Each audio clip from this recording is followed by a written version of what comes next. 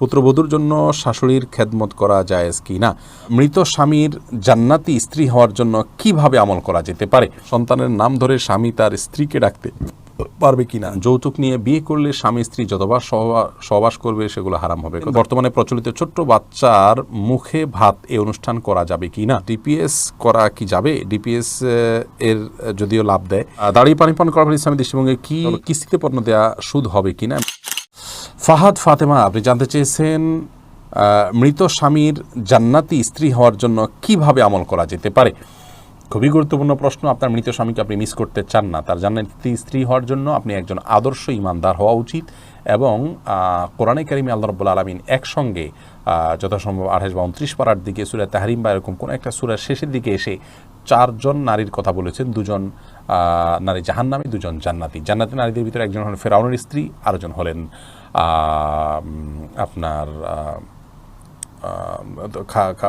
আরেকজন হলেন আলে ইমরান, এমরাতে ইমরান অর্থাৎ ঈসা ইসলামের মা। আর জাহান্নামী 2 জন স্ত্রীর মধ্যে একজন হল লূত আলাইহিস সালামের স্ত্রী, একজন হল নূহ আলাইহিস সালামের স্ত্রী। এই ভালো নারীদের মতো নিচে আদর্শবান মানুষ হওয়ার জন্য আপনি নেক আমল করে যাবেন, আকীদাকে বিশুদ্ধ করবেন, কোরআন হাদিসকে অনুসরণ করবেন, বান্দার হক নষ্ট করবেন না, শিরক থেকে বেঁচে থাকার চেষ্টা করবেন এবং আল্লাহর কাছে দোয়া অব্যাহত রাখবেন। অর্থাৎ জান্নাতি মানুষের যে বৈশিষ্ট্য সেগুলো আপনি ধারণ করবেন। একটা ভিডিও আছে আমাদের জান্নাতি মানুষের 14টি বৈশিষ্ট্য। সেই বৈশিষ্ট্য বা আলামতগুলো আপনি নিজের ভিতরে আনার চেষ্টা করবেন, ইনশাআল্লাহ আল্লাহ তাআলা আপনাকে আপনার স্বপ্ন অবশ্যই পূরণ করবেন।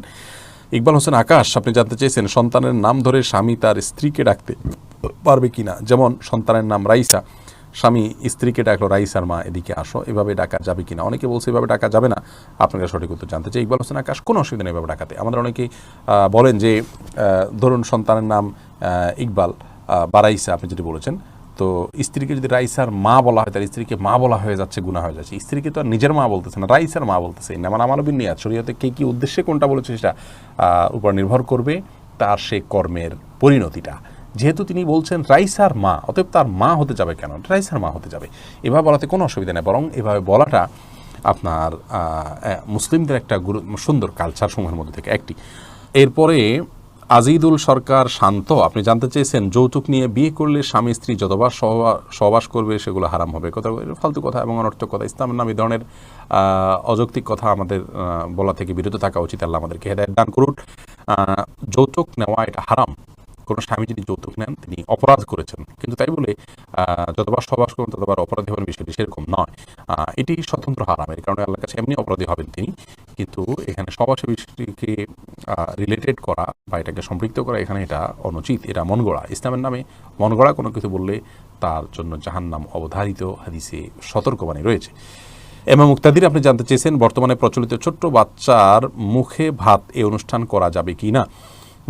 বাচ্চার মুখে ভাত অনুষ্ঠান বলতে যদি বোঝানো হয় যে সে প্রথম খাবার টাবার খাওয়া শুরু করেছে, আত্মীয়স্বজনরা এসে শুধু অনুষ্ঠান করে, তাহলে এটা আমাদের আঞ্চলিক অনুষ্ঠান। এখানে ইসলামী শরিয়াত দৃষ্টিকোণ থেকে এরকম কোনো কিছু করার নির্দেশনা নাই। আঞ্চলিকভাবে এটা একটা কালচার, আঞ্চলিক কালচার বা সংস্কৃতির সাথে কোরআন হাদিসের কোনো সংঘর্ষ না থাকলে সেটাকে কেউ সওয়াবের কাজ মনে না করলে, কোরআন হাদিসের কাজ বা সওয়াব ইবাদত মনে না করলে, তাহলে সেক্ষেত্রে এটি করাতে কোনো অসুবিধা নেই। তারপরেও এটার আর ক্ষতিকর বিশেষ কোনো উপাদান এখানে আছে কিনা বা হারাম বা ইসলাম বিরোধী কোনো উপাদান আছে কিনা আমি সেটা জানি না।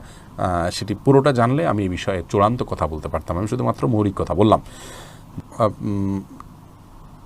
মোহাম্মদ আদনান জানতে চেয়েছেন ডিপিএস করা কি যাবে? ডিপিএস এর যদিও লাভ দেয়, ইসলামী ব্যাংকগুলোতেও যদি হয় তারপরেও এগুলোকে অ্যাভয়েড করা উচিত। যথাসম্ভব অ্যাভয়েড করাই হলো তাকওয়ার দাবি, সন্দেহ থেকে ওঠার খাতিরে। সেই জায়গা থেকে এটি না করাই ভালো।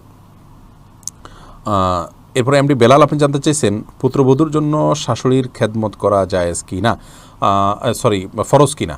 পুত্রবধূর জন্য শাশুড়ির খেদমত করা এটা ফরজ না, ওয়াজিবও না, এটা নৈতিক ব্যাপার, এটা তার করা উচিত। ফরজ ওয়াজিব না হলেও আমাদের অনেক কাজ করতে হয়।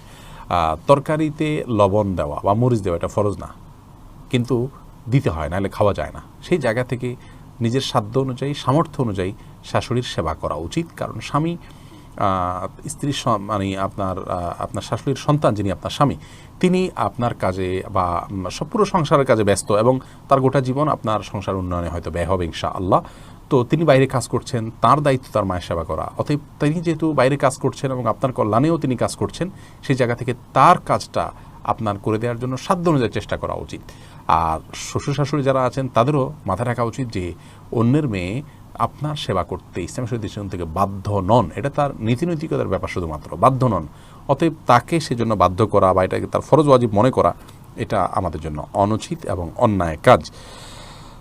আল্লাহ তাআলা আমাদেরকে এ ধরনের অপসংস্কৃতি থেকে বের হয়ে আসার তৌফিক দান করুন এবং সবাইকে যার যার দায়িত্বের ভারে সচেতন হওয়ার তৌফিক দান করুন এবং আমরা যেন অন্যের জন্য কল্যাণমুখী কাজ করতে পারি।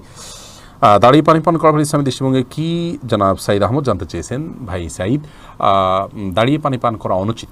মুসলিমের এক হাদিসে আসছে কেউ যদি দাঁড়িয়ে পানি পান করে তাহলে সে যেন হাত দিয়ে সেটাকে বমি করে ফেলে দেয়। অনুত্তম কাজ, অনুচিত কাজ, মাকরুহ, অপছন্দনীয় কাজ। আমাদের ইসলামটা সুন্দর হোক, আমরা জান্নাতে যাওয়াটা নিশ্চিত যদি করতে চাই, তাহলে সেই ক্ষেত্রে এই ধরনের অনুচিত কাজগুলো আমাদেরকে পরিহার করতে হবে। আমরা রান্না বাড়ার ক্ষেত্রে, দুনিয়ার ক্ষেত্রে পারফেক্টনেস আনার জন্য কত চেষ্টা করি। অতএব আমার ইমান আমলের ক্ষেত্রেও এ ধরনের অনুচিতগুলো থেকে বেঁচে থাকাও আমার ইমানকে, আমার আমলকে পারফেক্ট করার অংশ হিসাবে আমাদের খেয়াল রাখতে হবে। আল্লাহ তাআলা আমাদেরকে সেই তৌফিক দান করুন।